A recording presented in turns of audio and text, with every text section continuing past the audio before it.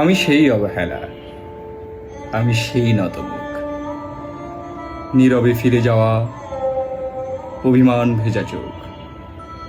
আমাকে গ্রহণ করো। উৎসব থেকে ফিরে যাওয়া আমি সেই প্রত্যাখ্যান, আমি সেই অনিচ্ছা নির্বাসন বুকে নেয়া ঘোলাটে চাঁদ।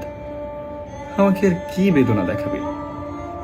তপ্ত সীসার মতো পুড়ে পুড়ে একদিন কঠিন হয়েছে, শেষে হয়েছে জমাট শিলা।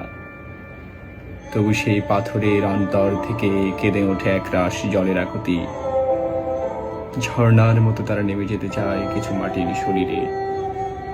আমি সেই নতমুখ, পাথরের নিচের করুণ বেদনার জল।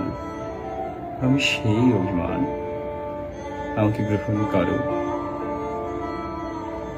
কবিতার নাম আমি সেই অভিমান, কবি রুদ্র মোহাম্মদ শহীদুল্লাহ।